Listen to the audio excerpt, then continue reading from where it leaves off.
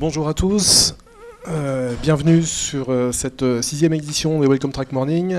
Je suis très heureux de vous accueillir ici pour une édition qui va être consacrée au retour. C'est un sujet qui intéresse beaucoup les e-commerçants en ce moment, sur lequel on a eu beaucoup de marques d'intérêt, et le nombre d'inscrits aujourd'hui en est la preuve. Quelques renseignements pratiques avant de commencer. Donc vous avez à l'écran le Wi-Fi si vous voulez vous connecter. L'identifiant c'est The Family. Le mot de passe c'est LaMifa66. N'hésitez pas à tweeter si vous le souhaitez avec le hashtag WTMorning. Donc pour ceux qui ne connaissent pas, ici on se trouve à The Family, qui est un fonds d'investissement long terme qui accompagne à peu près 300 startups en France, principalement en France, mais également en Espagne et en Angleterre, et qui propose trois types de choses à ces startups, du capital évidemment, c'est un fonds d'investissement, mais également de l'éducation et des avantages auprès d'un certain nombre de prestataires. Donc pour cette table ronde, je suis accompagné d'Olivier Cordonnier, qui est le directeur des opérations de Sarenza. Je laisserai se présenter un peu plus tard. Sylvain Guillaumard, qui est directeur de la relation client et logistique de Vignette Design, et Idy Chauvet, le CEO de Shop Runback. Peut-être avant de commencer, on peut faire un rapide tour de table pour vous présenter en deux mots votre activité. Donc Sarenza vend des chaussures, environ 4 millions de paires de chaussures au travers de toute l'Europe. Aussi bien en France, dont la part diminue aujourd'hui, est autour de 50%, et tout le reste en Europe. Donc on est très intéressé par et les livraisons et les retours, surtout, au travers de toute l'Europe. Voilà. Bonjour à tous. Made in Design distribue et vend des meubles et accessoires design à l'international. On a une activité B2C, une activité B2B qui représente donc 25% à peu près du chiffre. Si on parle uniquement du B2C, la France représente quant à elle là aussi 75% des flux et 25% à peu près, quasiment même maintenant 30% à l'international. Et donc très intéressé aussi par la gestion des retours, bien évidemment. Bonjour, donc Shop Runback, on développe donc des outils et des services pour le compte de marque en Europe et à l'international. Donc on s'est focalisé et recentré sur la gestion des retours. Ça fait 3 ans maintenant, avec la construction d'un réseau international. Voilà, on a redéveloppé des technos et on développe des services. On s'est focalisé sur l'expérience retour, savoir qu'est-ce qui se passe quand le consommateur se retrouve seul face à son colis et qu'il doit le retourner. Voilà, savoir ce qui se passe, aider à répartir les responsabilités entre le marchand et le consommateur. Donc voilà, on développe ça sur Paris depuis 3 ans. On a un service qui est présent sur une vingtaine de pays aujourd'hui. Et puis voilà, donc on est très content de participer à ce sujet retour. C'est un sujet qui, il y a 2-3 ans, suscitait moins d'intérêt qu'il peut y en avoir maintenant. On commence à vraiment comprendre que ça fait partie de l'expérience globale de livraison. Il y a beaucoup d'efforts qui sont faits à la livraison. Si le consommateur s'est changé d'avis, voilà, qu'est-ce qui se passe. Donc voilà, je suis ravi. Merci. Ok. Avant de rentrer dans le vif du sujet, alors déjà n'hésitez pas si vous avez des questions à vous manifester. L'idée c'est que ça soit le plus interactif possible et qu'on puisse échanger autour de ces problématiques. Avant de rentrer dans le vif du sujet, ça serait peut-être intéressant de définir de quel retour on parle. Parce qu'en fait il y a 3 types de retours. Les premiers ça va être le retour transporteur. C'est une livraison aller qui va s'interrompre pour différentes raisons, soit des problèmes d'adresse, soit des avaries, soit une instance, un délai d'instance qui va être dépassé, le colis va revenir. Donc ça c'est ce que nous on appelle chez Welcome Track les retours transporteurs. Donc c'est pas de ça qu'on va parler aujourd'hui. Le deuxième cas de retour qu'il peut y avoir, ça va être des refus clients. On est toujours dans le cadre d'une livraison aller, et quand le transporteur se présente chez le client, le client refuse de prendre le colis. Donc ça va générer aussi un retour, mais c'est toujours pas de celui-là qu'on va parler aujourd'hui. Et le troisième cas, qui est celui qui va nous intéresser aujourd'hui, c'est le client a bien reçu son colis, il l'a ouvert, il a essayé ses chaussures ou essayé de monter son meuble. Il s'est rendu compte que ça ne correspondait plus à ses besoins, à ses envies, à ce qu'il avait vu sur le site, et il souhaite retourner le colis. Donc c'est bien de ça qu'on va parler aujourd'hui, des retours produits. Juste quelques chiffres pour fixer les idées sur les habitudes de retour de produits en Europe qui sont assez variables en fonction des pays. La moyenne est à 57%. Alors c'est une étude qui a été faite pour UPS par Comstore qui date de 2013. C'est pas le taux de retour. Hein. La question c'était avez-vous déjà retourné un produit que vous aviez commandé chez un e-commerçant ? La moyenne est à 57%. C'est la Belgique, la France et les Royaumes-Unis sont à peu près dans la moyenne. Et on constate deux anomalies, si on peut dire. L'Allemagne, qui est à 77%. Donc on sait qu'il y a une grosse habitude d'utilisation des retours en Allemagne. Et à l'inverse, l'Italie, qui est à 39%. Donc qui visiblement n'utilise pas trop ou n'est pas habitué à faire des retours de produits. Et un deuxième chiffre, c'est plutôt les problèmes que rencontrent les clients lors d'un retour. Là, c'est la même étude, mais un peu réactualisée de 2015. Les premiers problèmes qu'ils rencontrent et qu'ils signalent, c'est l'obligation de payer les frais de retour. Le second, c'est un remboursement qui intervient trop tardivement. Donc sur le premier, on a 49% de personnes qui signalent ce problème, 37% sur le deuxième. Ensuite vient l'obligation de remplir des formulaires compliqués, longs. Donc c'est toute la procédure de retour en fait qui est impactée ici. Et puis on a deux causes qui sont un petit peu liées. L'impossibilité de retourner le colis ou de le déposer à une adresse qui est pratique pour le client, pour l'utilisateur, ou alors de le déposer en magasin. Et en dernier point, des politiques de retour qui sont assez compliquées à comprendre. Là, je vous ai mis les chiffres européens, la moyenne européenne, mais il y a aussi, sur ce dernier point en particulier, des disparités assez importantes. Je sais qu'en Allemagne particulièrement, ils lisent quasiment les CGV, les conditions de retour, avant de savoir s'ils vont commander sur un site. Et si c'est pas clair, si c'est pas conforme aux habitudes du pays, ils ne commanderont pas sur le site. Je ne sais pas si vous avez des choses à ajouter sur ces chiffres, sur ce que vous constatez habituellement sur vos marchés respectifs. Edith, tu avais des... Ouais, c'est bon. Ok. Passons maintenant sur un autre point, qui est le point juridique et légal, le cadre légal. Donc, je vais te laisser la parole, Edith, pour intervenir sur ce sujet. Oui, alors, le cadre légal, en fait, ce qu'on avait souhaité représenter, c'est déjà la différence fondamentale qui existe entre le droit de la rétractation, donc qui est issu de la directive européenne de 2011 avec une application en 2014, et la politique de retour. On a intitulé la réunion comment faire de la politique de retour un levier. Aujourd'hui, il faut savoir qu'il y a un cadre juridique et légal qui impose un certain nombre de règles, et l'idée c'était de savoir comment, en partant de ce socle juridique, on peut arriver à faire quelque chose qui soit commercialement intéressant. Pour rappel, sans rentrer vraiment dans le fond juridique, c'est juste de poser les choses. Ce que prévoit la directive européenne et l'application que chaque État membre doit en faire, c'est la façon d'organiser. Donc c'est le principe du retour. Est-ce que le retour, il est possible de retourner ou pas. Donc a priori, on considère qu'il est possible de retourner dans un certain nombre de cas et dans des délais impartis. Donc dans les modalités, comment on va devoir le signifier au marchand, de quelle manière. Dans son délai, ce qui a vraiment changé, donc c'est tout ce qui est délai. Les délais sont passés à 14 jours avec 3 délais successifs qui sont 2 délais qui sont incombables, qui incombent aux particuliers et un délai qui incombe aux marchands, à savoir je vais avoir 14 jours pour notifier et indiquer que je souhaite changer d'avis. Je vais avoir 14 jours pour renvoyer, donc vraiment l'acte logistique, le colis se déplace, et le marchand aura 14 jours en contrepartie pour me rembourser.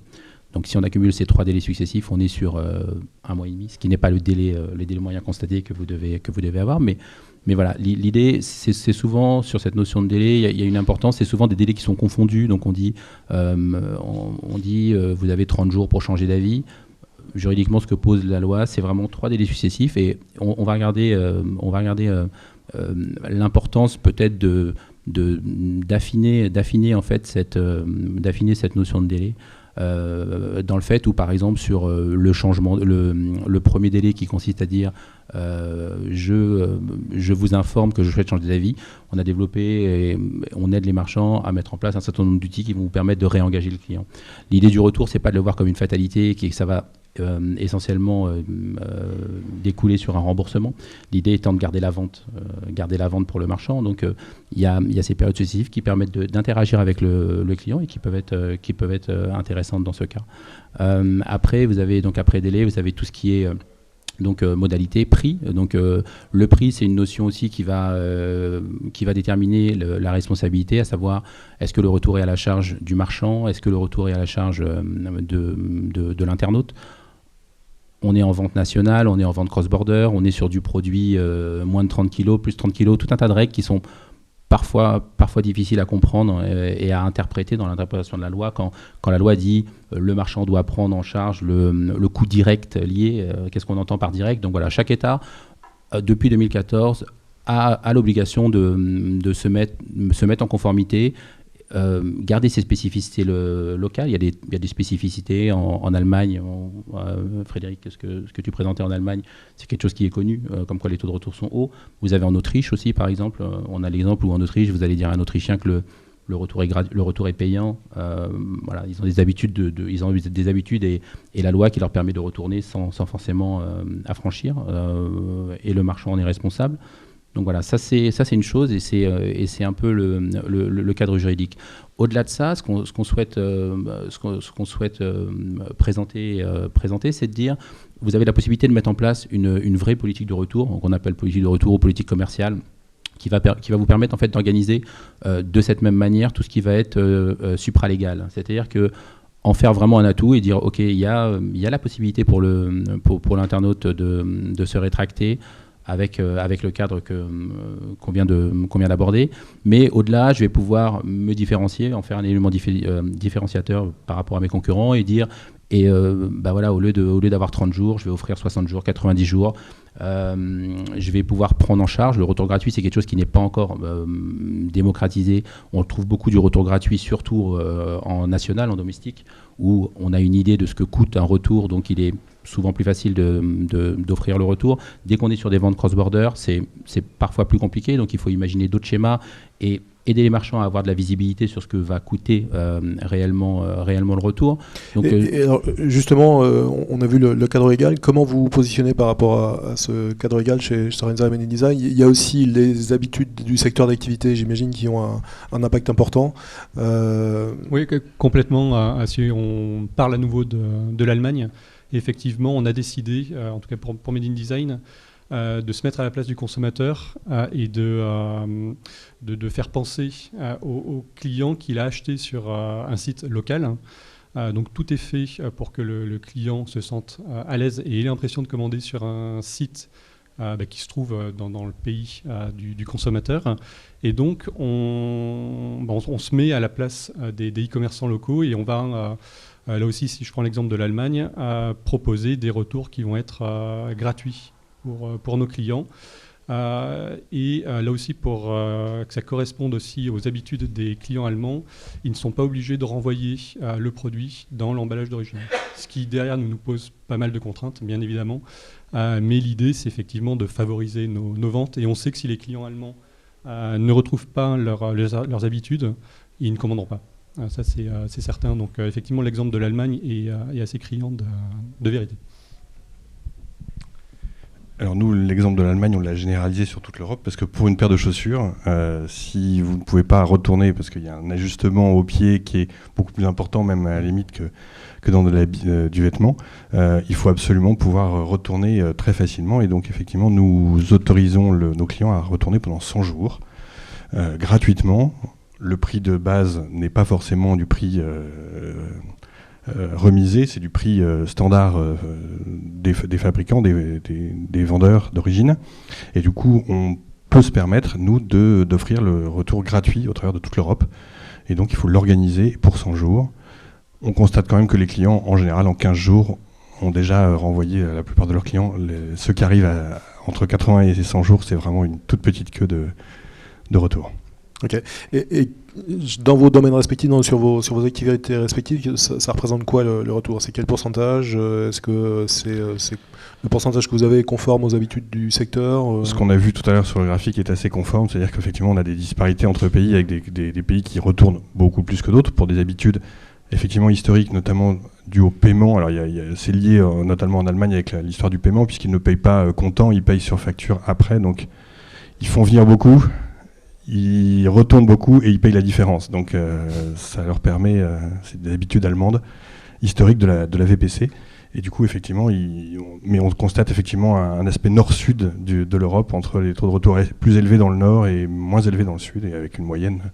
En France, on se situe à peu près la moyenne. Et du coup, sur l'Espagne, par exemple, où ils payent beaucoup en contre-remboursement, ça a une influence aussi sur le, non, pas sur forcément. le taux de retour? Non, le taux de retour est plutôt un taux de retour du sud. Un tout petit peu plus élevé que celui d'Italie, mais pas beaucoup plus. D'accord.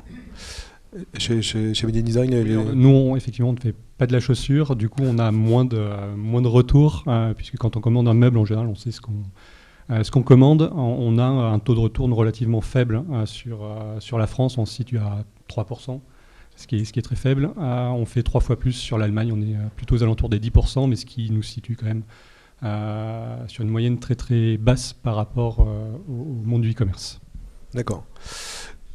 Donc on a effectivement parlé de la stratégie de retour, où dans le domaine de la chaussure en ligne, c'est quasiment une obligation d'offrir, c'est un standard du marché, c'est pas possible de faire autrement. On ne fait pas acheter une chaussure si on n'a pas garanti d'origine le fait que le client puisse se retourner facilement. C'était dans l'ADN de départ du modèle économique, sinon c'était pas viable. D'ailleurs, beaucoup de gens n'y croyaient pas encore il y a 10 ans, et aujourd'hui, voilà. Ça marche bien, et effectivement, à condition de faciliter d'entrée de jeu, de donner d'entrée de jeu, dès qu'on arrive dans un pays, la possibilité immédiate de faire du retour, sinon les gens n'achètent pas. Donc ça fait partie du modèle de base de la chaussure. Sur le meuble, j'imagine qu'il n'y avait pas des contraintes aussi fortes. On comprend que c'est plus compliqué de retourner un meuble et que c'est plus engageant d'acheter un meuble aussi. Exactement, oui. Donc, alors, malgré tout, on fait de l'accessoire. Donc, Made in Design est là aussi pour faciliter l'expérience retour de nos clients. On voit une disparité si on zoome chez Made in Design entre ce qui part, qui est de l'accessoire, et ce qui tourne autour du meuble. On se rend compte qu'il y a que le taux de retour est 10 fois plus élevé sur l'accessoire. Malgré tout, on reste à un taux de retour très faible d'à peu près 3%. Mais l'intérêt pour nous, c'est de favoriser toute la gestion du retour, parce que, notamment, renvoyer un produit volumineux, que ce soit en France ou encore plus dans d'autres pays, ça devient tout de suite assez compliqué pour le client. Donc, on a des facilités avec nos transporteurs pour récupérer les produits. Et ce qu'on propose également à nos clients, puisqu'on a certains de nos clients qui, lorsque ça arrive chez eux, parfois veulent une autre couleur. Donc si on est sur de la bibliothèque, par exemple, ça devient tout de suite plus compliqué. On va proposer de la livraison reprise. Donc on vient livrer et on reprend en même temps. Tout ça pour essayer de faciliter la vie de nos clients, pour les déranger le moins possible. D'accord. Et est-ce que vous avez, je te parlerai après, est-ce que vous avez une politique de retour différencié en fonction, je sais pas, de la cause du retour? Si c'est par exemple un changement d'avis, vous pouvez faire payer les frais de port ou les faire payer en partie. Si c'est une erreur un retour gratuit. Est-ce que... Alors, à l'exception de l'Allemagne, effectivement, tout ce qui est délai de rétractation, changement d'avis, le client va payer ses frais de retour. Il ne va pas, bien évidemment, payer des frais réels. Hein. On a des grilles en tant qu'acteur logistique, des prix beaucoup plus intéressants que ce que paierait un client au final. Donc, on va lui proposer des grilles tarifaires en fonction de tranches de points. Donc ça partout en Europe, sauf sur l'Allemagne où tous les retours sont gratuits pour nos clients, quelle que soit la cause. Eddy, tu voulais ajouter quelque chose? Je voulais juste revenir sur la typologie de produits par rapport à ce que vous disiez. Effectivement, nous, ce qu'on remarque au niveau européen, c'est qu'il y a vraiment de logique sur la partie, tout ce qui est mode, accessoires et chaussures, où le retour gratuit a été introduit et généralisé beaucoup plus tôt, et on a essayé d'effacer un peu ces différences pays par pays pour avoir des services qui peuvent être harmonisés dans la logique entre les différents pays. Pour le meuble, pour Made in Design, on a traité pas mal de dossiers de meubles.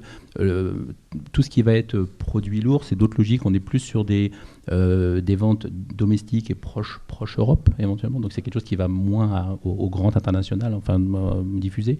Et donc je pense qu'après, en termes d'expérience, c'est là où il faut pouvoir l'adapter, offrir, toujours essayer de développer des solutions qui soient locales. Ce que Sylvain, on rejoint ce que Sylvain disait en disant on laisse apparaître à l'internaute qu'il est dans une expérience locale ou proche Europe, et les réponses sur la gestion des retours vont être totalement différentes. Il y a des enjeux notamment liés à l'emballage, hein. Tu parlais de l'emballage qu'on ne retrouve pas forcément dans le textile. C'est moins un gros enjeu dans le textile de dire comment je vais retourner, comment je vais trouver un emballage. Donc voilà, sur du retour produit, pour pouvoir, on parle souvent de retour, mais il faut savoir qu'il y a un taux de perte produit au retour, de dépréciation qui peut aller jusqu'à 70-80% sur certains produits, sur des produits lourds. C'est-à-dire que vous avez livré, la personne a changé d'avis, le produit revient et vous pouvez éventuellement plus le réutiliser, ce qui est une catastrophe pour le marchand.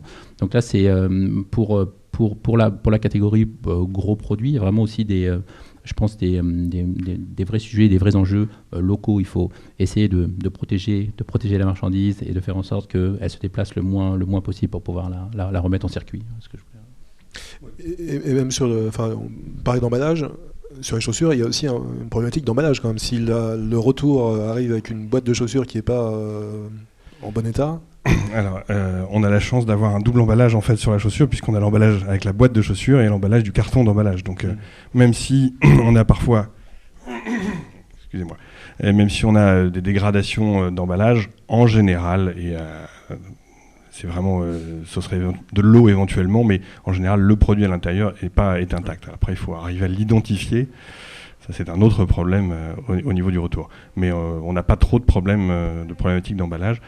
Sauf qu'on se rend compte que nos clients, nos clientes, parce que c'est quand même une majorité de clientes, parfois apprécient presque autant la boîte que la chaussure. Donc malheureusement, on a parfois des... Donc il faut que la boîte soit en bon état quand même, pour que ce soit... Il vaudrait mieux, mais on abîme très peu nos produits au transport. Ok. Sylvain, quelque chose à ajouter sur le... Oui, alors, tout à l'heure, Eddy parlait de dépréciation. C'est vraiment pour nous aussi quelque chose de très très important. On a décidé en fait chez Made in Design de mettre quelque chose en place il y a quelques années maintenant, puisqu'effectivement quand un client, et notamment à l'international, change d'avis sur du meuble, l'état dans lequel on va recevoir le produit dans notre entrepôt, en règle générale, sur du meuble, ça peut devenir quelque chose de très très compliqué. Alors, même si malgré tout, on arrive nous à remettre à peu près 90 à 95%, si on reste sur le changement d'avis, de nos produits en stock. Depuis quelques années, alors, certains vont passer par des soldeurs, d'autres ont peut-être d'autres solutions. Nous, ce qu'on fait, et là aussi ça rejoint notre volonté d'être présent auprès de nos clients, on loue tous les ans un grand barnum, un chapiteau, qu'on va mettre dans notre cour de l'entrepôt. Ça fait là cette année, donc c'était il y a 3 semaines qu'on a fait cet événement. On a pris plus de 500 mètres carrés de chapiteau, et donc on va inviter nos clients, soit à travers des newsletters, soit à travers des courriers d'invitation, puisqu'on gère également nous, des magasins en fait, en France.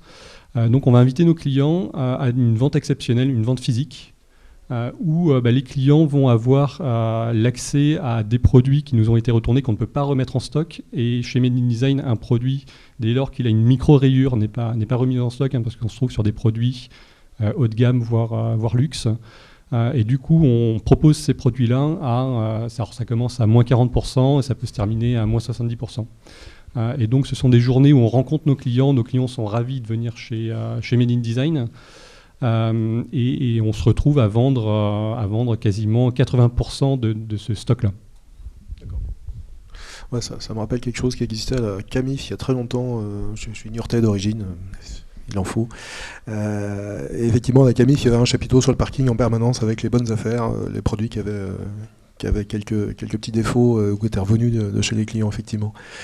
En termes de procédure de retour, on a vu que c'était dans les problèmes qui étaient évoqués dans l'étude UPS, c'était un problème qui revenait quand même assez souvent.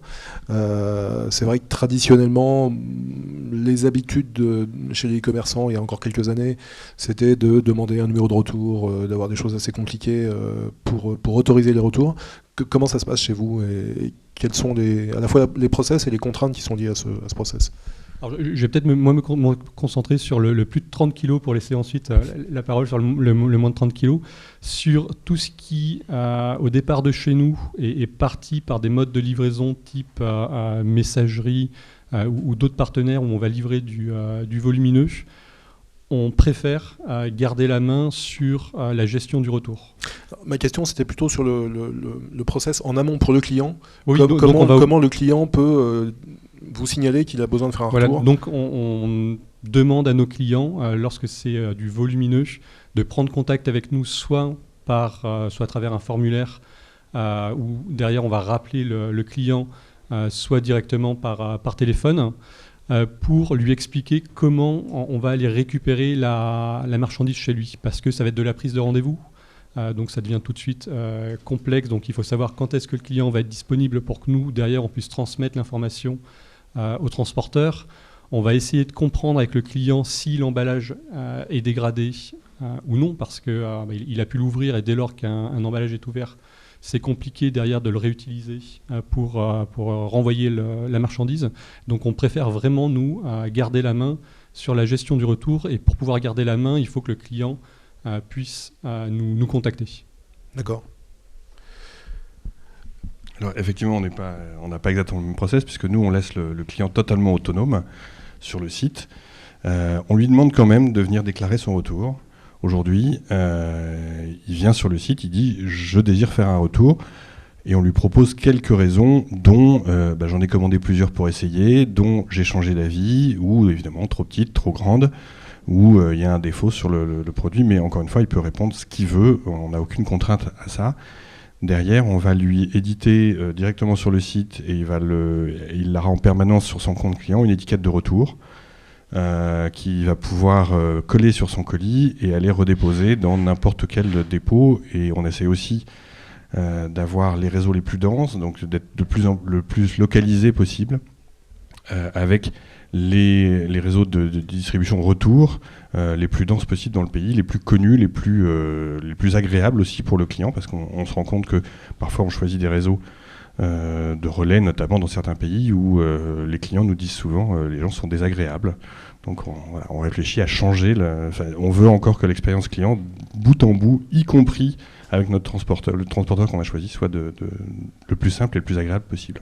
D'accord. Les questionnaires de cause de retour que vous faites, ils sont exploités comment derrière? C'est uniquement à des fins statistiques ou ça permettrait d'engager éventuellement le client sur des motifs particuliers? À des fins statistiques et ou quand il dit qu'il a changé d'avis ou que la paire était trop petite ou trop grande, on n'en fait rien. Par contre, quand il nous dit j'ai un défaut, là, le retour va évidemment être aiguillé tout de suite au retour vers une analyse un peu plus détaillée pour comprendre pourquoi on a le défaut.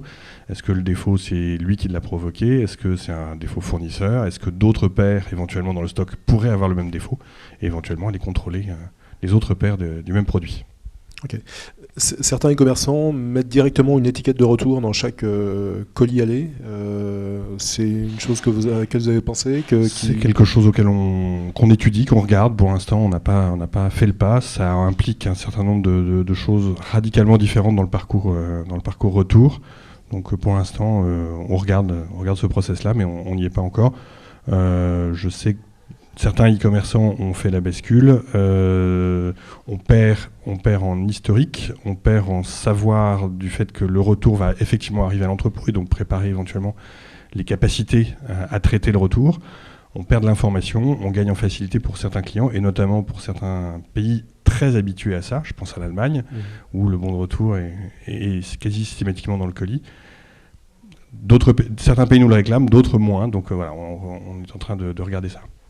Pour en avoir discuté un peu avec, je crois que c'est pêcheur.com qui a mis ça en place il y a quelques mois, ils avaient constaté pas forcément une augmentation du nombre de retours, en revanche une augmentation du panier moyen, c'est-à-dire que les gens étaient plus sereins pour commander plus, sachant qu'ils pouvaient retourner très facilement. Nous on essaie de les réassurer le plus possible en amont, mais voilà, encore une fois, ça fait partie des études qu'on fait. Évidemment, on peut pas être insensible à quelque chose qui se fait par de très gros e-commerçants partout en Europe. Ok. Est-ce que tu as peut-être des choses à dire sur les process comme vous en proposez, qui voient quand même pas mal de e-commerçants Juste pour rebondir sur ce que disait Olivier,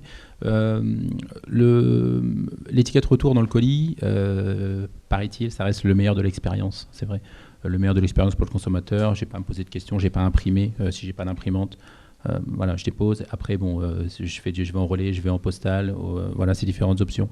Après, par rapport à ce qu'on a observé aux demandes clients dans les différents pays dans lesquels on a mené des études, l'idée reste quand même à venir et la tendance à aligner les possibilités et les services de retour avec ce qui s'est passé à la livraison.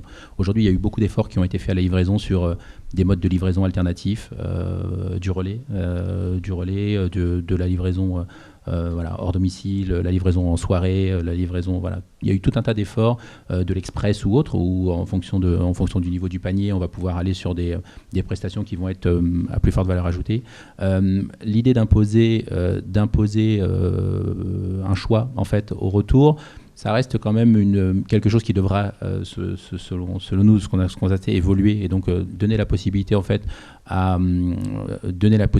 l'internaute de choisir son mode de retour en fonction du panier. Si je souhaite un enlèvement à domicile, si j'ai pas envie d'aller en relais, et vous évoquiez le fait de dire en relais, voilà, dans certains pays, il faut savoir que un service de relais tel qu'on le connaît en France ne fonctionne pas de la même manière dans les différents pays. Donc il n'y a pas vraiment d'harmonisation européenne et internationale sur un type de service. Donc voilà, il y a différents réseaux, comme il y a différents transporteurs et il y a différents services. Hein, donc on ne cherche pas à faire. Donc l'idée et ce qui est la tendance dans l'expérience, c'est de pouvoir aligner les services.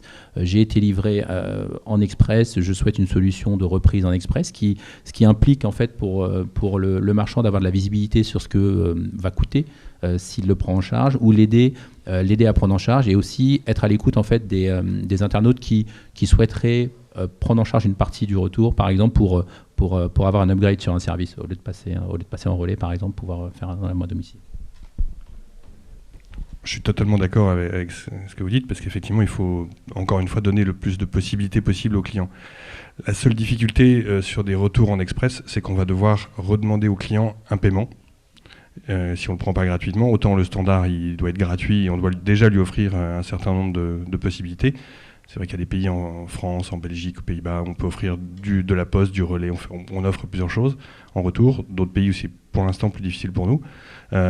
Offrir de l'enlèvement à domicile ou des choses comme ça, on y réfléchit. Il faut réengager le client avec un paiement. Et donc c'est un petit peu plus compliqué dans le parcours. Maintenant, certains sont effectivement preneurs de ce genre de solution. Il faut arriver à savoir grader du premium et du moins premium dans ce genre de service. Oui, sur ce point, je suis à nouveau d'accord. On est tout le temps d'accord. Bon consensus. Ouais, consensus. En revanche, voilà, ce qu'on a observé, ce qui a été mis en place, c'est soit de dire le client souhaite, par exemple, une option à 10 €, je vais déduire ces 10 € de son remboursement. Donc ça, c'est une des tendances qui évite justement de refaire une nouvelle transaction et de refaire un nouveau paiement. Ou voilà, c'est quelque chose qui, pour lever cette friction, existe, quelque chose qu'on a constaté. Après, il y a d'autres choses où effectivement on repart sur un parcours web dans lequel on va proposer des nouvelles options et redemander aux clients de payer à nouveau. Donc voilà, ça c'est les arbitrages qui doivent être faits en fonction des marques. Il n'y a pas une règle. Voilà. J'imagine que vous étudiez à la loupe l'impact de votre politique de retour sur les ventes, que vous avez essayé plusieurs choses, en fonction des pays, plusieurs méthodes, plusieurs process, est-ce qu'il y a des choses qui marchent mieux que d'autres, qui ne marchent pas? Alors c'est sans doute extrêmement dépendant des secteurs d'activité. On essaie d'offrir un service standard dans toute l'Europe, donc il n'y a pas vraiment de variation de la politique de retour. Encore une fois, c'est gratuit, systématiquement. C'est extrêmement rapide, le plus possible. Et dans le remboursement, on ne l'a pas encore évoqué. On fait en sorte que ça soit le plus local possible, le plus dans les habitudes. Vous parliez de relais. Effectivement, il y a certains pays où le relais n'existe pas, où le pick-up à domicile est le standard. Donc c'est pas la même chose. Je pense à la Pologne ou à l'Italie, même à l'Espagne, où pourtant les relais existent, mais les gens préfèrent le pick-up domicile quand même. Voilà, donc il y a différentes habitudes et on essaie le plus possible de faire en sorte que ça soit l'habitude du pays pour que ce soit le plus facile possible, toujours. D'accord. Et gratuit. Donc pour nous, il n'y a pas de différence commerciale dans la politique de retour. C'est vrai que dans le secteur, il y a un standard qui s'applique à tout le monde, tout le temps, partout, qu'il est difficile d'y déroger. Ça serait un deal breaker s'il n'y avait pas ça. Ouais. Et de votre côté, vous avez fait des tests Je reviens moi toujours sur... au départ sur l'Allemagne, on n'était pas parti sur une facilitation du retour. On s'est très vite rendu compte qu'il fallait que tout soit gratuit pour nos clients dans le cas d'un changement d'avis ou dans le cadre d'une erreur de Made in Design, hein, bien évidemment. Donc on se conforte plutôt à ce qui se fait de mieux et en standard dans le pays dans lequel on va livrer le produit. D'accord. On a pas mal parlé des effets commerciaux, enfin de l'approche commerciale autour des retours. Je vous propose de passer maintenant sur un volet un peu plus opérationnel. Est-ce que vous avez mis en place des plans de transport particuliers, au niveau opérationnel, transport, comment vous gérez les retours en ce qui vous concerne? Là aussi, si ça vous va, moi je peux parler de ce qui est volumineux, parce que sur le standard non volumineux, je dirais que je ne vais pas parler de simplicité parce que ça reste compliqué, mais c'est tout de suite plus compliqué, j'ai l'impression, quand on est sur du volumineux. Dans ces cas-là, nous, on garde la main sur le transport et on envoie nos transporteurs directement chez nos clients récupérer, donc sur prise de rendez-vous, les produits donc pour pouvoir les récupérer. Donc on garde vraiment la main et ça nous permet d'avoir une maîtrise complète sur notre capacitif aussi au niveau de la gestion d'un retour, parce que notamment sur du volumineux, ça prend du temps d'examiner un retour. Et par conséquent, on n'a pas vraiment de plan de transport sur le volumineux, si ce n'est qu'on garde la main. Mais en réalité, on en a malgré tout très très très peu en quantité pour mettre quelque chose de vraiment très très formalisé. D'accord. Et donc c'est généralement les transporteurs qui font l'aller, qui font également le retour s'il y a besoin. Voilà, exactement, sauf si ça arrive de temps en temps qu'un client ait commandé un produit volumineux et un accessoire et qu'il souhaite nous retourner que l'accessoire. D'accord. Plusieurs choses. D'abord, quand on arrive dans un pays et qu'on demande à un transporteur local ou européen du retour, à chaque fois, c'est pas le service sur lequel il est le plus à l'aise et sur lequel il a envie de nous offrir le meilleur service. Donc c'est toujours un peu compliqué. C'est toujours ce qui nous prend le plus de temps dans la mise en place d'un pays ou d'un transporteur. Mais encore une fois, nous, ça fait partie de l'essentiel de notre business, donc on est obligé d'y passer. On demande en général aux mêmes transporteurs, parce que les transporteurs qui acceptent de nous faire que le retour, il n'y en a pas ou très très peu. Donc, ou alors ils espèrent avoir l'aller à terme. Mais donc il faut obligatoirement passer par le même.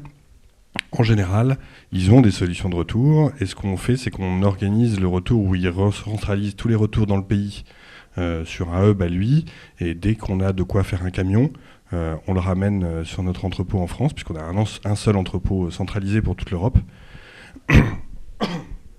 Et ça nous permet, en groupant et en chargeant le camion à plein, de faire baisser les prix de transport retour. Donc c'est ce qui nous permet, donc on fait une concentration dans le pays, puis une amenée dans notre entrepôt. Ok. De l'autre côté, comme c'est un peu votre cœur de métier, comme ça, une partie du cœur, le ventricule gauche. Sur la partie organisation, donc, on rejoint un peu l'idée. Le modèle développé par Shop-Runback a été dès le début de s'appuyer sur un réseau d'entrepôts logistiques B2C en local, donc dans les pays. Donc on a volontairement casser le modèle direct, de retour direct, dans le cadre de vente cross-border, en disant le consommateur en local va retourner à une adresse. Donc on fournit aux marchands une adresse en local dans les différents pays. Le cas de Sarenza est un cas général. Souvent les marchands ont un entrepôt central au départ duquel ils peuvent livrer l'Europe et voire l'international. Donc il n'y a pas cette duplication de stock ou autre qui existe tant que ça à cette taille de site. Donc voilà, on offre une adresse en local. Ça nous permet deux choses en fait. Ce modèle, ça permet de faire jouer les acteurs locaux, donc sur le retour, donc de ne pas forcément avoir besoin d'utiliser la personne qui a fait le transport en transfrontière sur la partie aller.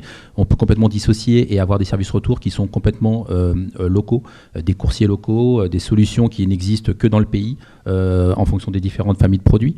Ensuite, je fais une petite parenthèse, le fait d'offrir une adresse de retour locale, c'est aussi un incontournable. Quand on travaille en cross-border, on ne peut pas se permettre de demander à des clients de retourner les produits en France. Enfin, même économiquement, c'est pas forcément intéressant pour le... Ça dépend de vos transporteurs, mais en général, oui. Les expressistes, on a un entrepôt local. C'est ce qu'on fait également à l'international sur le petit colis. On propose également une adresse locale de retour.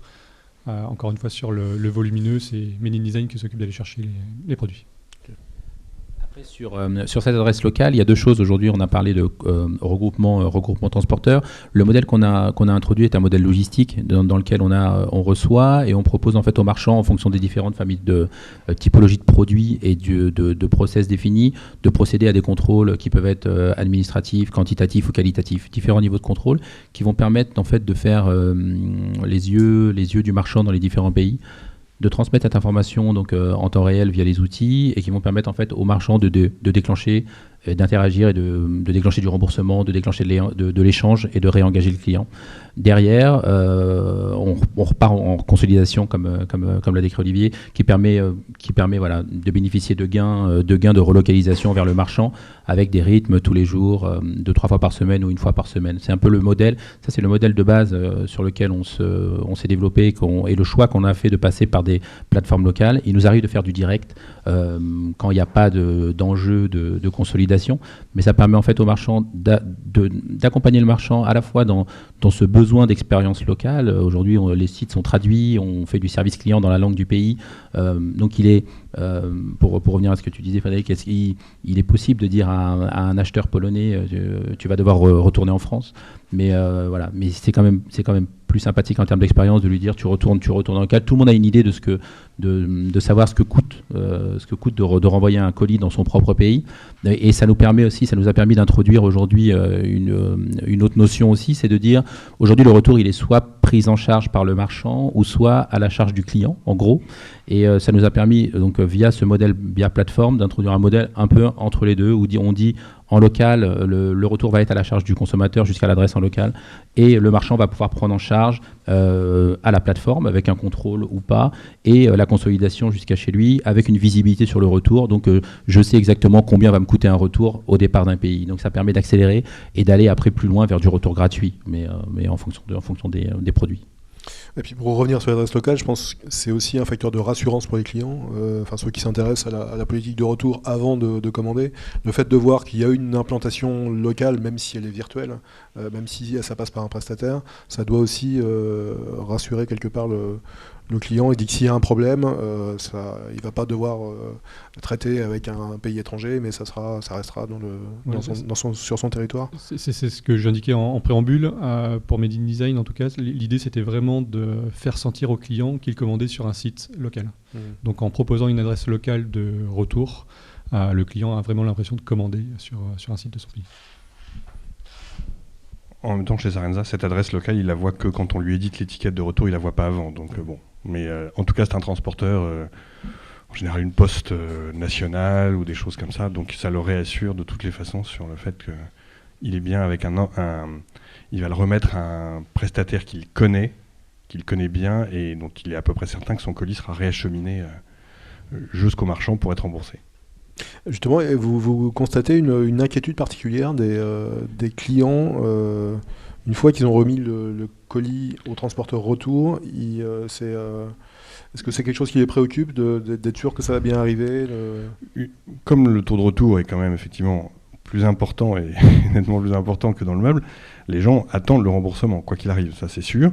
Après, l'inquiétude non, maintenant s'ils sont encore une fois avec une poste nationale, très clairement, ça rassure parce qu'ils savent qu'ils vont pouvoir suivre ou en tout cas avoir un bureau sur lequel ils peuvent réclamer et le fait d'avoir un acteur local reconnu, ça les rassure, quoi qu'il arrive. D'accord. Aussi bien en livraison d'ailleurs qu'au retour. Et en termes de contrôle, donc on a évoqué la possibilité de massifier en local, sur des points locaux des territoires, des produits. Comment vous faites le contrôle et à quel moment vous faites le contrôle? Est-ce que vous avez des contrôles déportés sur ces points-là, des premiers contrôles? Non, nous n'avons aucun contrôle déporté. On a beaucoup trop de références pour pouvoir avoir une aptitude à connaître tous les produits. Nous contrôlons tout en local en France dans notre entrepôt unique et on recontrôle l'intégralité des produits. On réouvre. On vérifie, alors c'est assez simple, on vérifie que les gens remettent bien un pied droit et un pied gauche dans la boîte. Enfin, on vérifie que les deux pointures ont c'est bien les mêmes pointures. Quand ils prennent un 37 et un 38, parfois il y a des inversions dans les boîtes. Bon. On vérifie aussi que le produit qui est dans la boîte est bien le produit qui est censé être dans la boîte. Voilà, c'est beaucoup de petites choses. Encore une fois, plus de 95% des contrôles se passent sans aucun problème et donc tout revient en stock très très vite. Mais on fait tout en centrale et ça nous permet aussi de détecter des fraudeurs. Mais ça sera le sujet d'après, ouais. Nous, le contrôle se fait effectivement uniquement dans notre entrepôt et on contrôle scrupuleusement l'état du produit. Alors, sans revenir sur ce que vous disiez, effectivement, on va contrôler que c'est bien le bon produit, bien évidemment. On a 30 000 références sur notre site. Donc le personnel chez nous au retour connaît très très très très très bien nos références. Ce sont des personnes en général, des collaborateurs qui sont chez Made in Design depuis un petit moment et donc ils connaissent parfaitement bien nos produits. Et on va vérifier, on peut passer parfois 5 minutes sur un produit, si c'est un fauteuil, je ne vais pas citer de marque, mais on va regarder vraiment s'il n'y a pas une micro-rayure sur le produit, parce que s'il y a une micro-rayure, on ne remet pas le produit en stock. Donc c'est un contrôle vraiment scrupuleux. D'accord, et donc un contrôle de spécialiste aussi, exactement, qui peut être difficilement déporté. Et de ton côté, chez Brunbach, jusqu'où vous êtes capable d'aller sur du contrôle déporté, pour gérer notamment ce type de situation où ça demande une expertise particulière? Est-ce que vous pouvez aller jusque-là ou pas? Oui, aujourd'hui, donc on s'appuie sur notre expertise logistique. On a été opérateur logistique, on a géré des entrepôts aussi en son temps. Aujourd'hui, ce qu'on essaie de faire passer comme message, c'est que effectivement, ça s'adresse pas à tout le monde parce qu'il y a des problèmes des gens qui sont sur des longues tailles, qui ont beaucoup de références, ou des gens qui ont peu de références, des gens qui vendent plus sur certains marchés ou autres. Aujourd'hui, de manière générale, le contrôle en local, on pense et on continue de penser que c'est pour ça qu'on offre différents niveaux de contrôle. Cette conformité, elle peut être faite en local, ce qui permet en fait d'anticiper le remboursement. Nous ce qu'on cherche à avoir, c'est pas de dire j'ai vendu partout en Europe et puis je dois attendre que ça revienne en France pour déclencher. Et je pense que c'est un enjeu aussi pour vous. Tout le monde cherche à rembourser rapidement pour réengager le client et puis pour avoir aujourd'hui un consommateur qui remet un colis à un coursier, à un relais ou à une poste. Ils cherchent à en obtenir le remboursement. Le meilleur de l'expérience, vous avez Amazon en ce moment qui, dès que vous dites je change d'avis, le colis est encore dans votre salon et il vous a déjà recrédité, vous êtes en mesure de refaire un achat. Donc ça reste le meilleur. Ce qu'on a cherché à reproduire, c'est surtout le fait de dire, en opérant ce contrôle en local, qui peut être un contrôle basique de conformité, comme vous l'avez décrit, de dire effectivement j'ai le produit est là, on l'a vu, on a la référence, on sait que la personne a renvoyé, donc de pouvoir accélérer et de réduire ce délai de remboursement. Après, pour répondre à ta question, on va aujourd'hui sur du contrôle, le contrôle qualitatif qui est le plus haut de ce qu'on peut procéder dans nos entrepôts, qui est avec des spécificités. On peut contrôler la matière. C'est suivi avec un cahier des charges qui est fait avec la marque pour le coup. On est sur des dossiers en ce moment d'électronique, par exemple aussi sur est-ce que le produit fonctionne bien, pour la téléphonie, etc. Ou l'enjeu retour. Voilà, il y a différents types de contrôles. Tout ce qui est textile, accessoires, chaussures, c'est des contrôles de conformité. Et on rentre pas forcément dans la spécificité produit. Est-ce que le produit, c'est des contrôles d'aspect visuel ou autre. Mais après, le haut, si on en fait une pyramide dans les contrôles, le plus technique, ça va être dans tout ce qui va être électronique. Où là, on a des dossiers avec des iPhones où on doit rebrancher, vérifier si effectivement le code PIN y est. Enfin voilà, ce type de choses qui font partie du contrôle logistique, qui font partie du métier de logisticien, mais qu'on essaie de déporter et de standardiser afin de généraliser une procédure et qui permet d'accélérer ce temps de remboursement et de pouvoir généraliser l'échange. Je ne sais pas si c'est une pratique que vous avez. On pense que l'échange est une bonne pratique aussi et qui est peut-être mal utilisée ou mal vue, mais qui vous permet de conserver la vente. Donc l'idée, c'est toujours de pouvoir réengager en fait. L'idée. Je crois qu'Olivier a quelque chose à ajouter sur le sujet. Oui, dans la chaussure, l'échange est une obligation, puisque quand vous avez acheté la paire trop petite, il faut savoir qu'en fait, une grosse majorité de nos ventes sont des ventes d'une seule boîte, d'une seule paire. Donc les gens achètent une paire en se disant j'en paye pas 4 ou 5, mais du coup je veux échanger, je veux avoir la taille la plus petite ou plus grande. Donc effectivement l'échange est une des choses les plus importantes pour nous. Ce que nous faisons nous, c'est qu'on ne fait pas du Amazon, on n'attend pas que la chaussure soit revenue, on attend que le client ait déposé son colis dans le réseau de retour. Et dès qu'on voit que le colis est présent dans le réseau, au travers des trackings, on rembourse le client sur sa déclaration. C'est-à-dire qu'on lui fait confiance par défaut, un peu comme Amazon.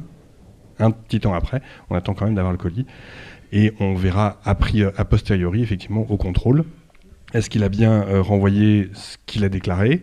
Est-ce qu'il nous les a bien renvoyés dans un état correct? Mais encore une fois, la très très très grosse majorité des clients sont tout à fait honnêtes et tout à fait ne font pas d'erreur. Donc on rembourse et on remet éventuellement... soit ils nous déclarent moins que ce qu'ils ont réellement renvoyé et on leur rembourse un peu plus, soit on essaie de récupérer la différence quand ils ont fait une erreur, dans l'autre sens.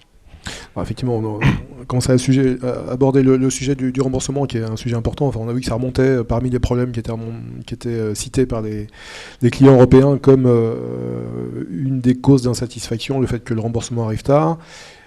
Il y a effectivement plusieurs méthodes pour déclencher le remboursement. Le cas, effectivement, Amazon qui rembourse tout de suite, qui va même des fois plus loin, qui vous dit si vous avez commandé qui peut vous dire si vous avez commandé un livre pas très cher et que vous en voulez plus, on vous rembourse, mais gardez-le. De toute façon, ça vaut pas le coup de le retourner chez nous. Et puis à l'autre extrême, on a effectivement des e-commerçants, peut-être sur des produits plus chers, plus compliqués, plus techniques, qui vont attendre le contrôle final du produit pour s'assurer que le produit est bien conforme avant de déclencher le remboursement. Chez Made in Design, vous vous situez où? Alors, je vais dire entre les deux. Entre les deux. Dans le cas d'un changement d'avis classique en France, on va attendre effectivement que notre collaborateur au service retour ait donné son go pour le remboursement après avoir contrôlé l'état du produit.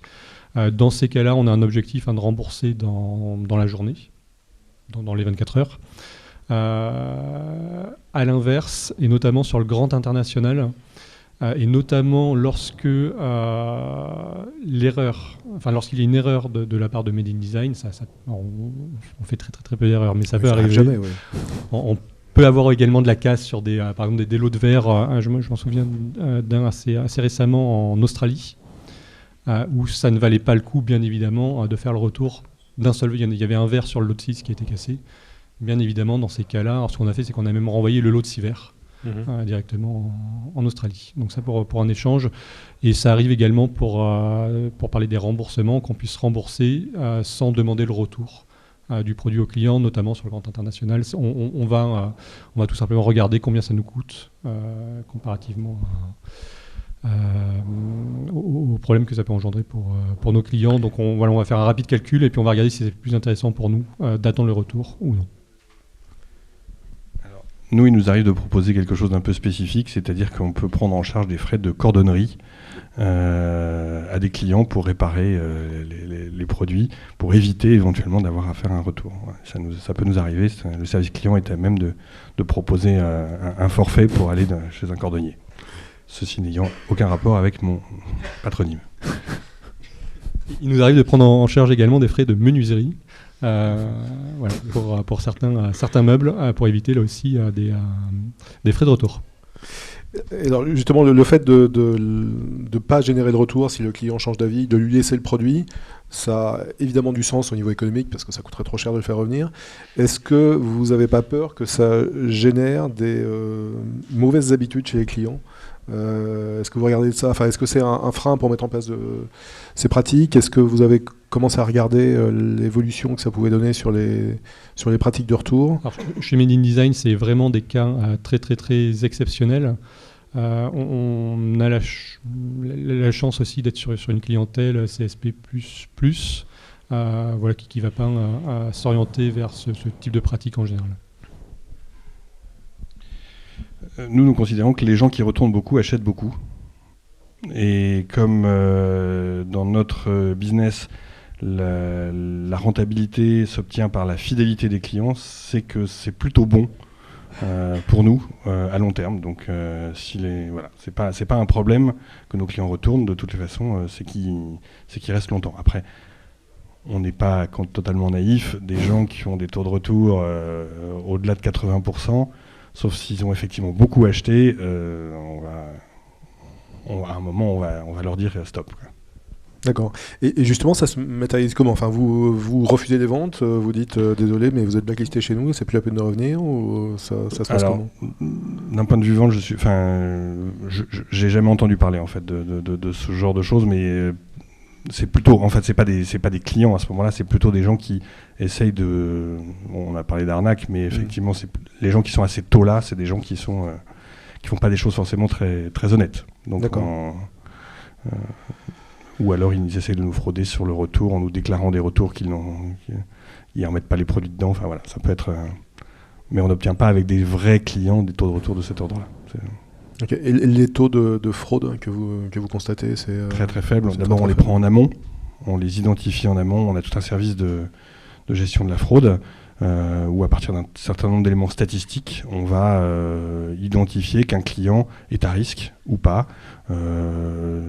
Notre équipe spécialiste connaît un certain nombre de gens, elle les identifie à travers un certain nombre d'éléments, d'adresses, de choses qu'on regarde et on commence à les voir ou la manière dont ils mettent leurs noms, des noms absolument délirants. On les connaît, on les identifie, on essaie dès qu'il y a des éléments statistiques, on met les commandes dans un truc à part et on les traite manuellement en décalé, mais on essaie de les identifier. Au retour, notre équipe de retour qui traite les retours peut être en lien avec ces gens-là pour dire attention, j'ai vu des choses assez bizarres sur ce client-là, blacklist-le pour la prochaine fois. Enfin, ça fait partie. Là, il y a un lien très fort entre l'équipe fraude amont et l'équipe retour. D'accord. Chez vous, j'ai bien compris qu'il n'y a a priori pas beaucoup de fraude. Non, il y a très peu de fraude. Quand il y en a, elle est bloquée en général en amont. Pour avoir fait plusieurs e-commerçants, on a un taux de fraude vraiment très très très très faible. Pas de problématique par rapport à une gestion de retour. Quant à la fraude, on n'a pas cette problématique-là chez Made in Design. Ok. Alors, on vient de passer une bonne heure à parler de gestion des retours, mais il y a un sujet qu'on n'a pas du tout abordé. Est-ce que vous faites quelque chose pour éviter qu'il y ait des retours ? Alors je pense que les cas sont différents en fonction des secteurs d'activité. Olivier nous disait que s'il y a des retours, c'est plutôt bon signe, c'est que les gens achètent et que c'est inhérent au marché. Chez vous, c'est peut-être un peu différent. Oui, alors on va analyser effectivement chaque retour. On a un atelier hebdomadaire entre les personnes du service client et les personnes de la logistique. Où on va regarder et contrôler donc toutes les références qui sont en retour, les motifs pour lesquels ces produits sont en retour. On va croiser avec différentes informations, regarder si ces références-là ont été vendues dans les 12 derniers mois, voir s'il y a eu également des motifs de retour identiques. Et donc on va se concentrer sur ces références-là. On a également des scorings qui font que dès lors qu'on a une référence qui revient 2 fois en retour, elle retombe dans un petit back-office qui nous permet d'être alertés. Et donc on va regarder quelle est la raison du retour. Est-ce que c'est un produit qui arrive abîmé ? Donc on va regarder comment le produit est emballé. Donc dans l'atelier hebdomadaire, il y a une personne également en gestion des emballages chez nous. Et donc l'idée, c'est qu'un produit, sauf changement d'avis, ne soit pas 2 fois en retour. Sinon, c'est que l'atelier n'a pas porté ses fruits. Et donc l'idée, c'est vraiment de sortir avec pour chaque référence une solution. Et derrière, on va analyser si les produits reviennent encore en retour. Sur le changement d'avis, là aussi, on va analyser bien évidemment les motifs pour lesquels les clients ont changé d'avis. J'ai parlé d'une anecdote alors, qui n'est pas forcément chez Made in Design, mais d'un autre e-commerçant chez qui j'ai travaillé auparavant, où on avait un taux de retour sur une référence à 80%. 80% de changement d'avis. Personne s'était vraiment penché dessus.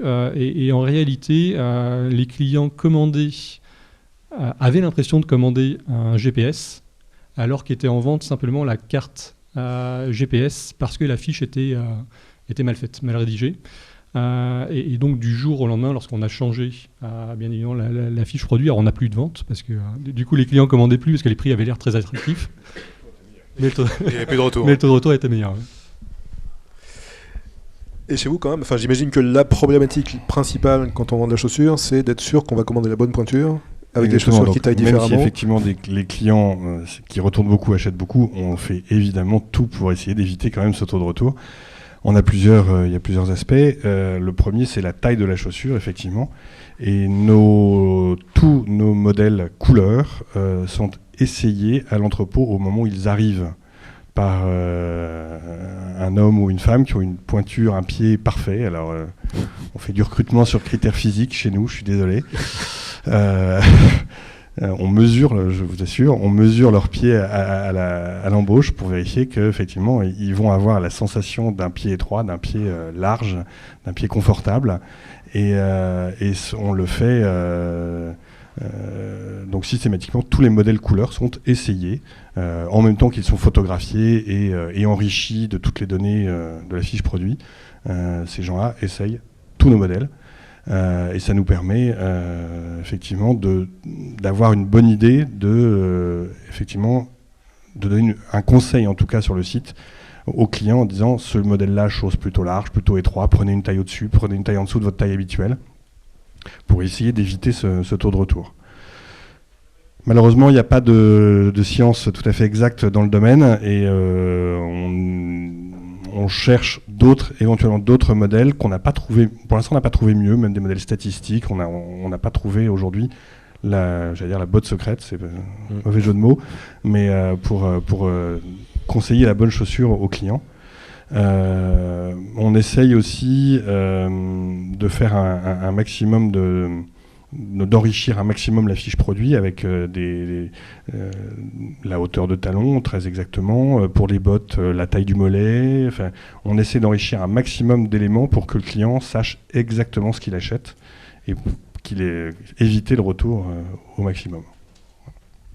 Ok. Est-ce que vous avez une fiche client pied, par exemple, vous dites à un client il a acheté cette chaussure en 42, il va forcément celle-là, il faut qu'il achète en 43 Alors, non. Maintenant, ça fait partie des axes potentiels d'analyse. À partir de beaucoup de données statistiques, on a pas mal de millions de clients, donc on a pas mal de données statistiques. Il existe des outils qui disent les clients qui achètent plutôt cette paire-là, ils sont plutôt bien dans cette paire-là et cette paire-là. Ce modèle, aujourd'hui, n'a pas encore donné entière satisfaction. Donc, en tout cas, il n'a pas donné des données meilleures que celles d'un essayage systématique à l'entrepôt. Donc, je pense que ça, vous avez bien résumé en fait chacun les deux gros enjeux sur le fait de dire on va éviter, limiter les retours. Ce qu'on a constaté, c'est qu'il y a deux gros enjeux. Il y a beaucoup d'efforts qui ont été faits sur les fronts, sur les images, sur la possibilité de voir le produit, de le voir tourner et dans la description et la partie fiche. Et ce qu'on a constaté, c'est que la partie data prenait de plus en plus d'importance. Aujourd'hui, quand on vous met une feuille à l'intérieur où on vous dit cocher pour la raison pour laquelle vous avez retourné, qu'est-ce qui ne va pas. Aujourd'hui, c'est de plus en plus porté sur les fronts. Ce qui permet d'analyser, un peu revenant sur ce que vous disiez, d'analyser les raisons, d'associer un code raison retour à un défaut produit. Et c'est des informations qui sont chez les grands e-commerce, notamment certains que l'on a et on voit. C'est une data qui est de plus en plus traitée par le marketing et autres pour savoir comment améliorer. C'est pas quelque chose qui est juste à titre informatif, comme ça pouvait l'être à un certain moment, mais vraiment savoir comment on peut améliorer et essayer de diminuer effectivement augmenter la satisfaction et diminuer le taux de retour. Pour terminer, après on passera aux questions. Est-ce que vous auriez une anecdote qui vous aurait marqué sur les retours, j'imagine qu'il y en a des tonnes, mais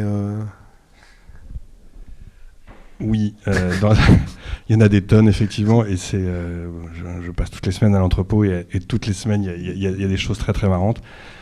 Ce que l'on voit beaucoup, nos clients mettent leurs semelles orthopédiques dans les chaussures avant de les essayer et les laissent dedans au retour. Alors nous avons la chance d'avoir un suivi à la boîte dans notre entrepôt, ce qui fait que quand un client nous appelle en nous disant j'ai laissé mes semelles orthopédiques dans la boîte, on arrive, si elle n'a pas été déjà relivrée à notre client, mais à ce moment-là on appellera l'autre client, si elle n'a pas déjà été relivrée, on peut retrouver la paire, on a quand même 1,5 million de paires en stock, on arrive à retrouver la paire et la faire ressortir pour redonner... Pardon ? C'est le retour du retour, oui. Et donc on arrive à réenvoyer la paire au client. Évidemment, gratuitement, on essaye de l'engager encore. Ok. Et chez Many Design ? Oui, alors une anecdote pas forcément très très drôle pour nous au final. On vend certains produits assez originaux, dont un cheval lampe. Faut imaginer un cheval qui fait 2,40 m de haut sur quasiment 3 mètres de long, avec une petite lampe sur la tête. Qui coûte à peu près 3 000 €, qu'un client a commandé au UK. Et puis, finalement, le produit arrive chez lui et ça ne lui convient pas. Donc, dans ces cas-là, on est obligé d'organiser le retour. Donc, il faut imaginer que ces produits-là sont livrés dans des énormes caisses en bois. Donc, la caisse avait été détruite par le client pour qu'il puisse voir le produit. Donc, l'organisation du retour a été assez complexe. Heureusement, le produit n'est pas arrivé abîmé, mais on n'avait pas de quoi en fait bien le reconditionner. Du coup, le cheval est toujours dans notre siège social. D'accord, donc voilà. ça vous sert de lampe de bureau. Exactement. Ok. Nous, on retrouve dans les caisses absolument de tout, mais vraiment de tout. Des chèques non endossés, passeports, carte d'identité. J'ai ramené hier de l'entrepôt un boîtier d'ouverture de porte. Les gens mettent du calage avec des bouteilles en verre. Évidemment, il faut imaginer que quand on retrouve à la fin Il n'y a plus la bouteille. Enfin, c'est Ils sont assez très, très, créatifs. très étonnant. Ah oui, c'est très, très étonnant. Ok, merci pour tous ces témoignages. Est-ce que vous avez des questions? Oui. Peut-être passer le micro, ou alors je répéterai la question pour qu'on entende bien l'enregistrement. Oui, bonjour, je suis Cyril Duplessis. Je suis en charge de Sales Supply pour la France. Et notre mission, c'est d'accompagner les e-commerçants à l'international. Donc, je rebondis un peu sur les commentaires qui ont été faits, puisque nous gérons les retours dans une quinzaine de pays pour le compte de nos clients, tout comme le service client. Effectivement, l'Allemagne ressort comme étant un pays à part dans la gestion des retours, mais c'est vraiment le seul qui dénote. Donc, quand on prend l'Allemagne comme exemple de pays dans des ventes cross-border, on ne va pas retrouver la même expérience au UK ou en Espagne ou en Italie. C'est la première chose.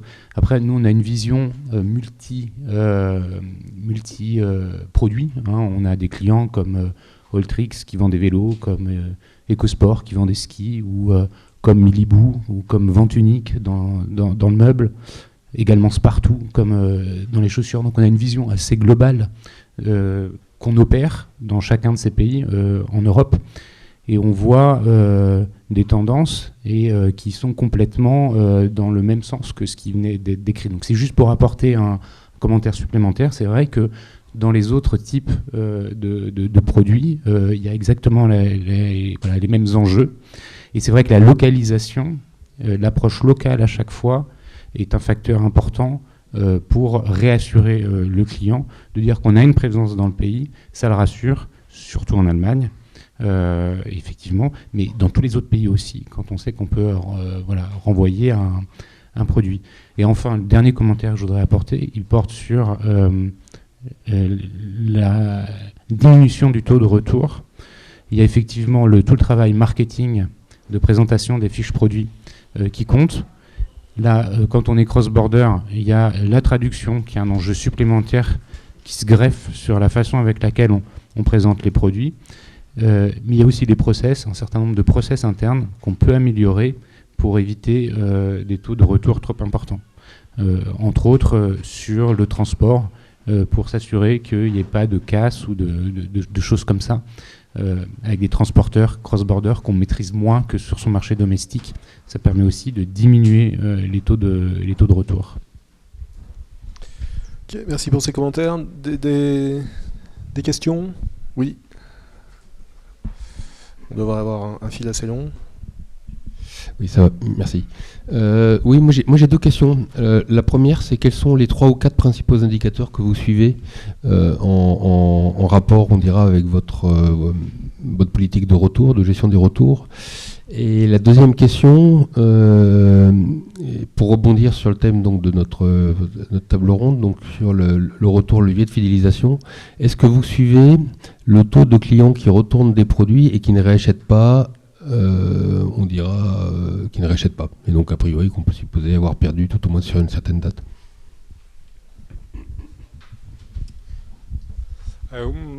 Donc chez Made in Design, effectivement, on suit pas mal d'indicateurs. Notamment pour se concentrer sur le retour, donc un taux de retour global et par pays. À l'intérieur de ça, donc les retours qui ont engendré un remboursement ou un avoir sur prochain achat versus un échange. Donc on suit la répartition entre ces finalités-là. On suit également notre taux de litige transport également, et à l'intérieur de ça, ce qui est accepté de ce qui est refusé par nos amis et partenaires transporteurs. Qu'est-ce qu'on peut suivre d'autre sur les retours? Oui, ensuite on suit effectivement le taux de réachat de nos clients, donc bien évidemment au global, et on peut se concentrer également sur nos clients qui ont retourné un produit. Est-ce qu'ils ont réacheté sur les 12 mois suivants? À peu près les mêmes indicateurs, c'est-à-dire effectivement le taux de retour par pays. Comme nous faisons du remboursement anticipé avant le retour du produit, d'abord on s'assure que ce remboursement fonctionne, parce que c'est une grande partie de la satisfaction client. Et le fait que on a remboursé la marchandise, mais on n'a pas encore la marchandise, donc cet encours de marchandises à l'extérieur, entre guillemets, nous importe aussi important. Sur la gestion des clients en particulier, c'est pas tout à fait dans mes attributions, donc c'est plus du côté du CRM chez nous, mais je pense que tous ces indicateurs-là sont suivis aussi. Juste rajouter un autre indicateur, c'est le taux de remise en stock, donc sur tout ce qui est changement d'avis. Combien de pourcentage de produits nous avons pu remettre en stock, ou ce qui a été mis dans ce qu'on appelle nous un stock SAV, derrière qui va servir et qui va être revendu lors de ventes physiques. Et puis ensuite on a une troisième famille, puisqu'on n'a pas que des retours B2C, en fait on fait pas mal de partenariats avec différents acteurs, que ce soit du e-commerce ou non. Par exemple, on est présent au Festival de Cannes, donc on équipe un yacht d'une grande chaîne, et derrière ces produits-là nous reviennent. Derrière, ce qu'on va faire, on va contrôler l'état des produits. Alors, c'est parfois des soirées très arrosées, donc les produits nous reviennent parfois avec des taches de vin, par exemple. Du coup, on a un gros travail qui est fait au service retour pour nettoyer ces produits-là. Et ces produits-là vont être vendus ensuite sur le site, sur des ventes exceptionnelles, typées Festival de Cannes, avec des remises assez importantes, en indiquant bien évidemment que les produits sont des produits reconditionnés. Sur les remboursements, il y a un sujet qu'on n'a pas évoqué, c'est comment vous remboursez. Est-ce que c'est un remboursement en numéraire systématique, ou est-ce que ça peut passer par des bons d'achat, des avoirs, des choses comme ça? C'est le client qui décide. Voilà, on offre la possibilité soit effectivement un remboursement numéraire, donc soit par recréditation en général, c'est dans 99% des cas, soit effectivement un avoir à valoir sur prochain achat. Et il arrive dans ces cas-là, si le client est indécis, ou alors si ce n'est pas un changement d'avis, mais une erreur qui incombe à Made in Design, d'augmenter le montant de l'avoir à valoir sur prochain achat, si le client décide d'avoir un avoir sur un prochain achat. Nous remboursons systématiquement en numéraire. La difficulté, c'est quand les gens ont payé par chèque, eh bien on les rembourse par chèque. Donc c'est pas tant pis pour eux, c'est tant pis pour nous, parce qu'il faut en signer un certain nombre. Et l'autre difficulté, c'est dans des pays comme l'Italie ou la Pologne, où les gens ont payé en cash, puisque contre remboursement à la livraison. Et là, pour les rembourser, on ne les rembourse pas en cash. Donc on leur demande un RIB pour les payer, pour les rembourser. Et là, bon, ça fait partie des difficultés qu'on a avec eux, ils ne comprennent pas toujours. Mais on essaie de les rembourser le plus vite possible, encore une fois, le plus en numéraire possible. On ne fait pas de bon d'achat chez nous, mais il y a parfois des difficultés à les rembourser. Allez-y. Bonjour, moi je travaille chez Stuart. Ma question va concerner davantage un petit peu l'avenir, la manière dont vous voyez justement le retour dans les 5 prochaines années, puisqu'on s'est davantage concentré sur la situation actuelle et ce que vous avez mis en place pour répondre à cette situation-là. Dans 5 ans, où est-ce que vous voudriez justement voir le retour, les process qu'il y a autour de ce retour, pour que justement cette idée du retour ait toute sa pleine dimension justement pour lever toutes les barrières à la fidélisation et pour que ce soit justement un vrai vecteur de business? Alors, chez Sarenza, ces dernières années, on s'est concentré essentiellement à l'expansion au travers de toute l'Europe. Et donc, on a mis en place 3 moyens de livraison par pays, 1 à 2 moyens de retour. Mais notre idée, c'est d'offrir du service, toujours plus de services à nos clients. Pas oublier encore une fois qu'on vend les prix au prix du fabricant. On ne fait pas de la vente au rabais, donc on veut offrir du service. Et du coup, on veut multiplier le nombre de possibilités pour tous les clients, mais pas seulement nos clients français, tous nos clients européens, sur la manière dont on peut retourner avec des services à valeur ajoutée, aussi bien en livraison, avec des livraisons sur rendez-vous, des livraisons le soir. Enfin, on y pense depuis un certain temps, on n'a pas encore aujourd'hui la capacité de les mettre en place. Et y compris pour le retour des pick-up domicile dans des pays où c'est pas l'habitude, des relais dans les pays où c'est pas l'habitude. Enfin voilà, on va multiplier toujours et encore plus les services pour nos clients. Alors de manière générale, moi, je pense qu'on tend à se diriger vers un modèle allemand au niveau de la gestion des retours, puisque la dernière harmonisation au niveau européen, c'est quand même assez inspiré de ce qui se faisait déjà en Allemagne, et j'ai l'impression qu'on va tendre de plus en plus vers ce modèle. Donc c'est peut-être délicat pour les e-commerçants, mais pour les consommateurs, c'est quelque chose vraiment de très intéressant. Et de manière très particulière pour parler de Made in Design, et je rejoins ce que disait Olivier, on essaie alors toujours plus d'offrir des services de livraison qui soit le plus intéressant et le plus optimum pour nos clients. Là, par exemple, on va commencer, nous, à offrir de la livraison sur Paris et la petite couronne, plutôt 92, Vincennes, sur des créneaux de 2 heures, entre 20h, 22h et 22h minuit, du lundi au vendredi. Et j'ai l'impression que pour la partie retour, il va falloir là aussi proposer les mêmes services qu'on est en capacité de proposer à l'aller. Et pour l'instant, c'est pas gagné. Oui, je pense que on revient sur l'idée d'aligner le service du retour à l'aller. On a lancé il y a quelques mois la reprise à domicile pour du retour, exclusivement pour du retour, et c'est quelque chose qui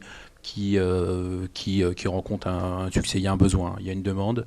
Après l'évolution à 5 ans, enfin l'évolution future que l'on observe par le réseau européen, les partenaires et les marchands et les clients auxquels on parle, c'est que l'expérience, enfin la partie, on parle de retour comme quelque chose de douloureux, mais c'est vraiment quelque chose le changement d'avis et la liberté d'échange ou de retour, pour le coup, devra être de plus en plus intégré au parcours et être quelque chose de normal, en fait. Après, ce que l'on observe, plus les gens vendent à l'international, c'est de plus en plus de circuits d'écoulement des produits en local. Donc c'est pas forcément un produit qui aura traversé les frontières à l'aller, ne reviendra pas forcément. Donc il y a de plus en plus de circuits, on parlait des soldeurs tout à l'heure, mais il y a de plus en plus de réseaux de valorisation qui se mettent en place en local dans les pays et même en urbain, au niveau urbain. Donc on considère que le changement d'avis, la reprise pourra se faire par X moyens, mais que les produits pourront être recyclés, entre guillemets recyclés, de façon en urbain plutôt. C'est une tendance à voir, à suivre. Et après, peut-être juste pour conclure, on voit bien que c'est quand même un enjeu de plus en plus majeur. Si on prend un acteur quand même assez important du transport en France, Colipost, là, qui depuis peu permet aux consommateurs de mettre directement leur retour dans leur boîte aux lettres, on voit bien qu'effectivement chaque acteur essaie au mieux de proposer des solutions innovantes de gestion de retour.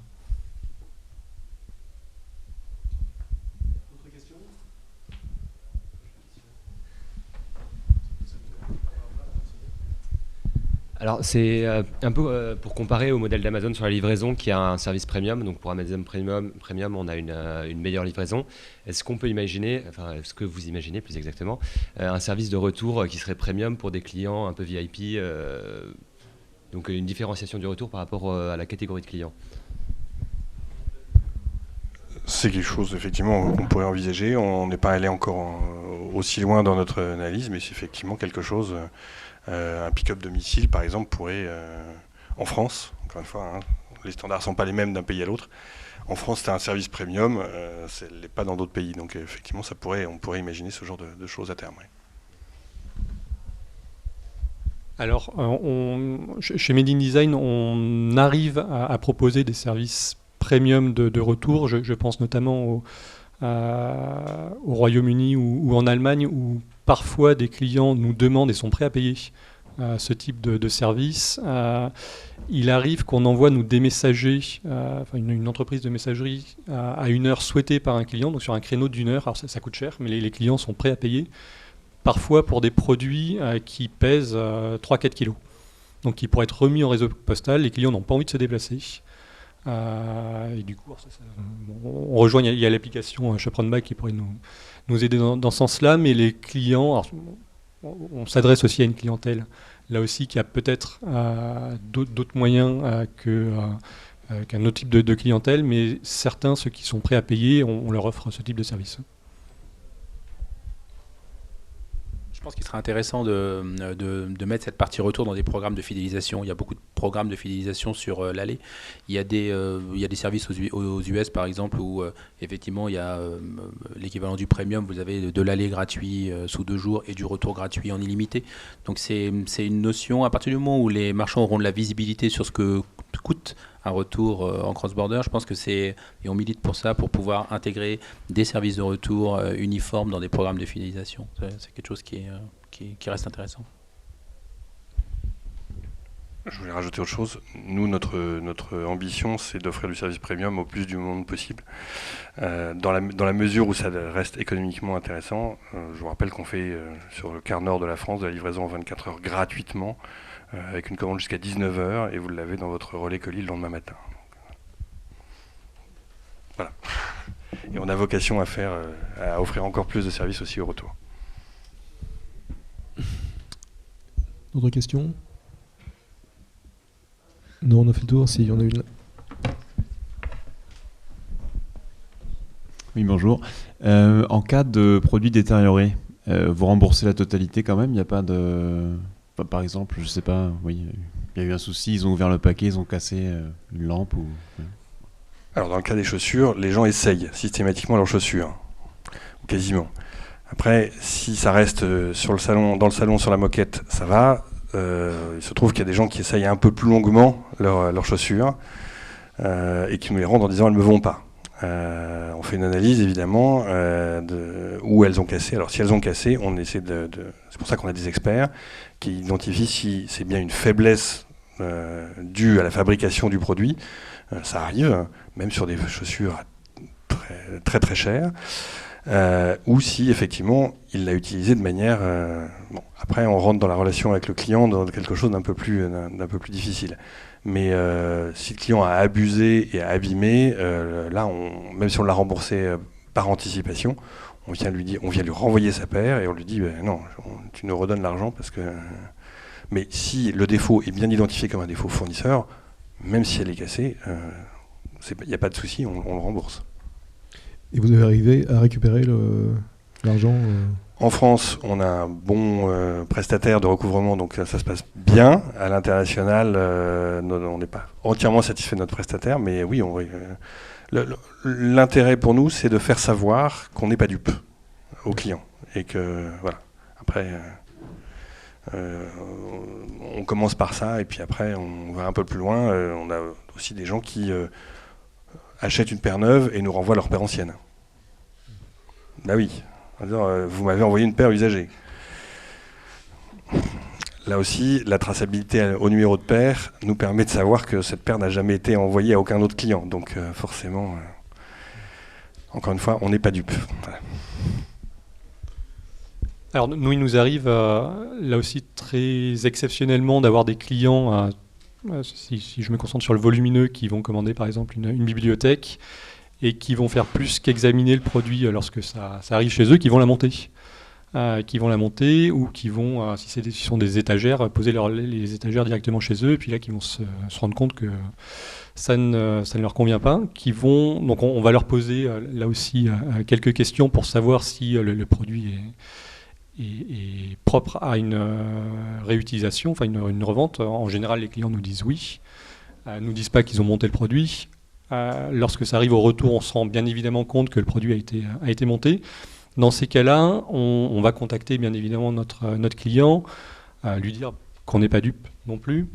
Et dans ces cas-là, on va proposer au client soit une réexpédition du produit, soit nous on va estimer le produit à la revente justement la revente physique sous chapiteau.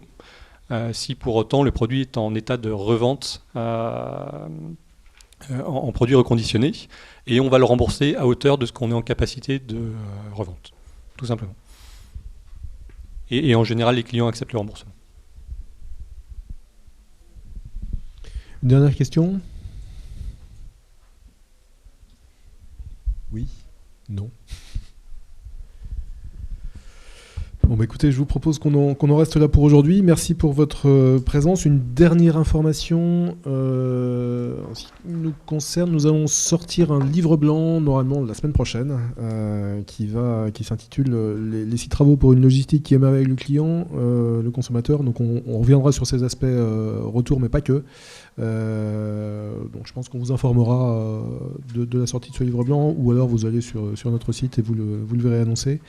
Écoutez, je vous propose de continuer à échanger si vous le souhaitez entre vous avec les intervenants. Il doit rester encore un petit peu de café, quelques viennoiseries, quelques jus de fruits, donc n'hésitez pas. Et merci beaucoup pour votre présence et merci aux intervenants pour la qualité de leurs interventions.